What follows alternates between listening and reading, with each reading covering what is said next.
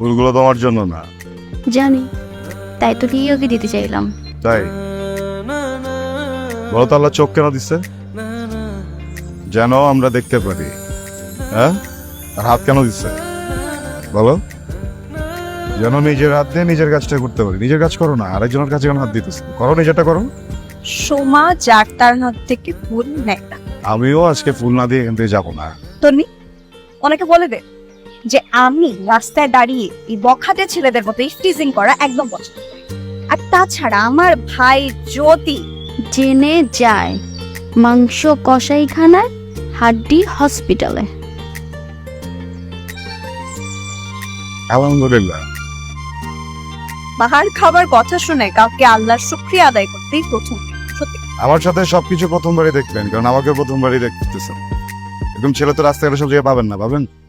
হ্যাঁ, যেহেতু এরকম ছেলে রাস্তাঘাটে বারবার পাবেন না, তো সবকিছু প্রথমবারই ঘটবে। এটা তো অভ্যস্ত হয়ে যায়। শোনেন, একটু মার খাওয়াই যায়, ব্যাপার না, খাওয়া যায় না?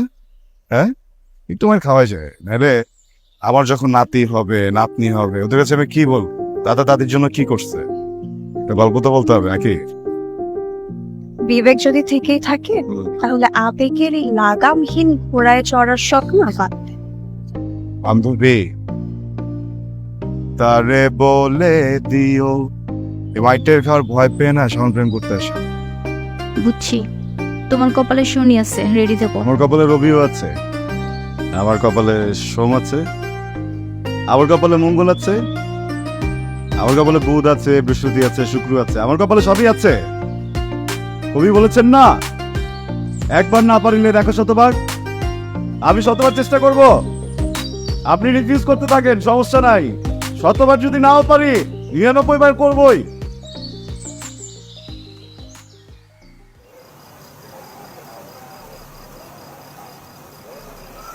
সেটা এমন ভাবে মাথায় চেপে আসছে, কোনোভাবেই নামছে।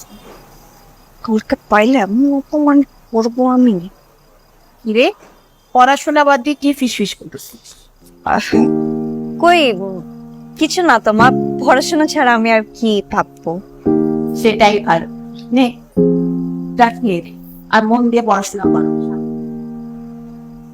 মা, আমার পড়াশোনা নিয়ে তোমাকে ভাবতে হবে না। তুমি তো জানো আমি পড়াশোনার ব্যাপারে কতটা সিরিয়াস। যা সিটটা খেয়ে আচ্ছা, খাচ্ছি।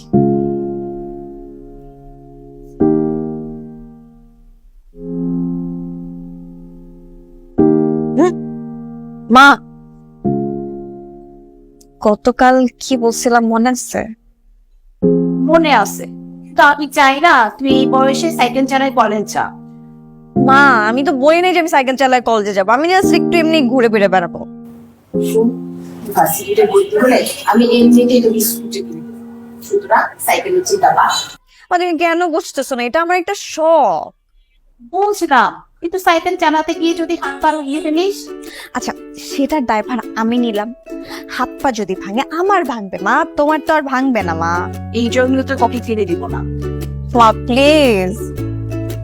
আচ্ছা ঠিক আছে, মন দিয়ে পড়াশোনা কর, ফিরে দে। সত্যি?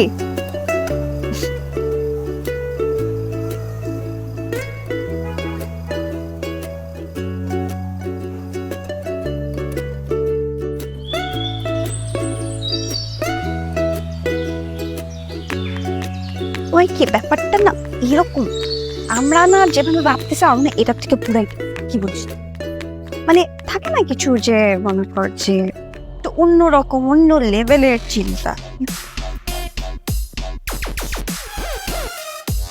কি ব্যাপার, কিছুর মানে কি? হ্যাঁ, এখনো তো কিছু হয় নাই, তবে আজ হবে। এই শোনো, প্রতিদিন তোমার পিছনে প্রেমপত্র নিয়ে ঘোরার সময় আমার নাই। এই ধরো, আজকে রাতে পড়া কইরা কালকে পজিটিভ রেজাল্ট আমার দিয়ে দিবা। যাচ্ছি। কি মামু বাড়ির আবদার পাইছেন? হ্যাঁ, নিজের চেহারাটা আয়নায় দেখছেন কখনো? এই শোনো, এত ফালতু পেঁচাল পারার সময় আমার নাই। যেটা কইছি ওইটা করো, নাহলে কিন্তু আর পরিণতি বহুত ভয়াবহ হয়ে যাবে। অসম্ভব, এই চিঠি আমি নিতে পারবো না, ঠিক আছে?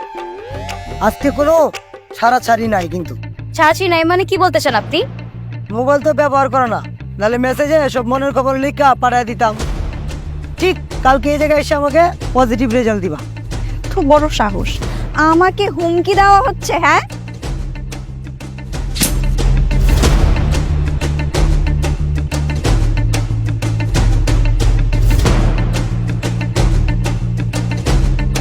এটা হুমকি না, কালকে যদি প্রস্তাব নাকচ করো এ ছুরি কার পেটে ঢুকবো আমি নিজেও কিন্তু জানি না।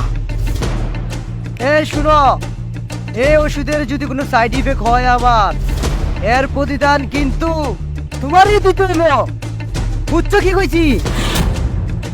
নইলে তুমি, ও তো আমাকে মেরে ফেলবে রে।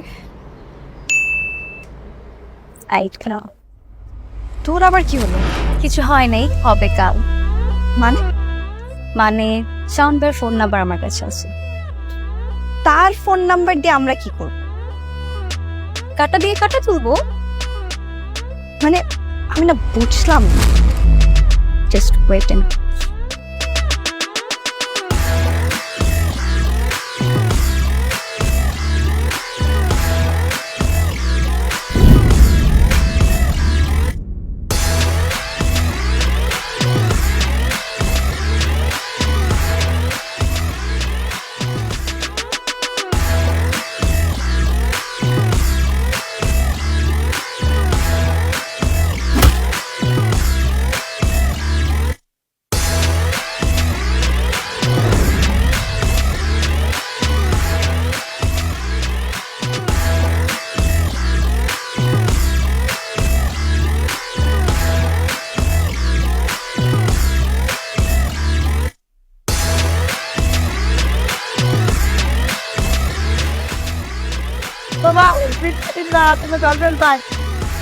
আর বড় হয়ে গেছে তোর না কার দিকে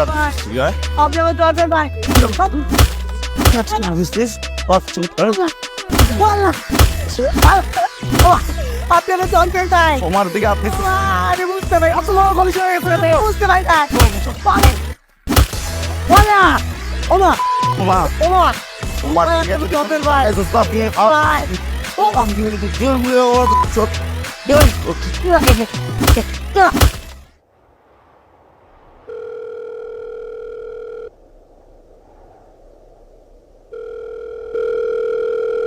হ্যালো, কিরে তোর নেই কি খবর? এই তো। পরে কি হলো? কি আর হবে, মাসুদকে মেরে ভর্তা বানিয়ে দিয়েছে শাওন ভাই। আচ্ছা, আমরা কি কাজটা ঠিক করলাম তাকে জানিয়ে? তোর এসব নিয়ে চিন্তা করিস না, পথের কাটা সরাতে একটু টেকটিক খাটানোই লাগে, আমরাও তাই করেছি। না মানে যদি আবার হিতে বিপরীত হয়ে যায়? তুই এসব নিয়ে চিন্তাই করিস না, এগুলো আমার উপর ছেড়ে দে। আচ্ছা সত্যি করে একটা কথা বলতো, বল না। শাওন ভাইকে কি তোর একটুও ভালো লাগে না? আচ্ছা টনি, মা আসছে তো আমি তোকে পরে ফোন দিচ্ছি। হ্যাঁ, এই যে তোর চা। থ্যাংক ইউ মা। কার সাথে কথা বলতেছিলি? ও ওই যে তন্নি ফোন দিছিল, জিজ্ঞেস করতেছিল যে কালকে কলেজে যাব। তুই কি বললি? বললাম যে কালকে তো খুব একটা ইম্পর্টেন্ট ক্লাস নাই, হয়তো নাও যেতে পারি। ঠিক আছে, শুন, তোর জন্য একটা সুসংবাদ আছে। কি খবর মা? অনেক বড় একটা সুসংবাদ।